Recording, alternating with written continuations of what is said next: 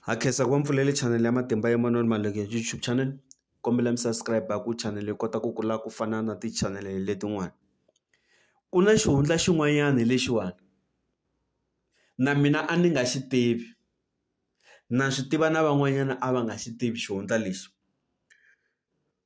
Ku ri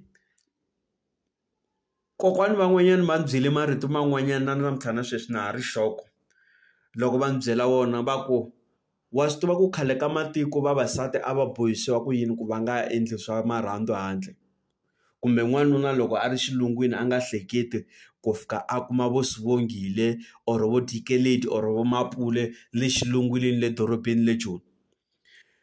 I nge ni rhanga hi le ka lava vavasati ku ri a va teka swimbalo swa n'wanuna va n'wi byela ku swimbalo sweswo wena wa n'wanuna wa famba eya xilungwini tanihileswi i nga lovola nsati hi mali ya tihomu ta la kaya, sweswiyani ya ku tirheni xilungwini, papa va ku kumele ntirho or malume va ku kumele ntirho le Joni. Swimbalo sweswo i nga swi yisi le ku n'wansati a swi hlantswa. Loko u heta ku swi hluvula, teka xirhangisi xa wena i teka na buruku na xikipa i swi tisa haleni, a swi teka swi nyika kokwani wa yena or a swi nyika mhana yena. Swimbalo leswiya a va swi tirha hi swilo swo karhi, mirhi wo karhi va mikisa.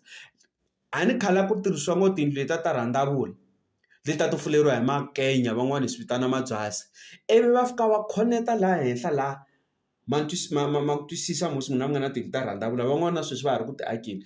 Ivi va fika va khoneta mpahla liya laha ku nghenaka moya lahaya, mpahla liya va yi tirhini. N'wansati luya a nge pfuki a hlekete ku famba a ya bisa handle kumbe a endla vugangu. N'wansati luya hambi u vhaka kaya a ku ya pfuxela vatswari a nga hleketi timhaka ta vugangu, a nga ta hleketa timhaka ta masangu or a hleketa timhaka ta ku va a endla vugangu, a ta hleketa loko a ri na nuna wa yena ntsena.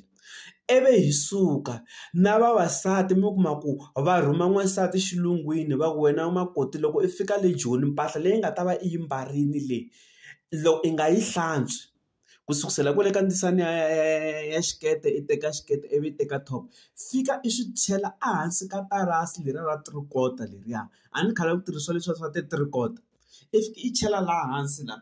Loko i chela laha hansi i swi tumbeta kona i rhunga tarasi leriya, n'wanuna a nga swi voni. Nuna wa wena a nge hleketi ku famba ya rhandzana na van'wana vavasati handle. Nuna wa wena a nge fambi a ya endla kumbe a kuma vugelegele a lava swigangu le Joni. I ta tshama a hleketa wena, loko a hleketa ku kha muroho i ta hleketa wena ntsena. Na namuntlha na sweswi va ha swi endla van'wanyana vakokwani va tsundzuxa vatukulu va vona.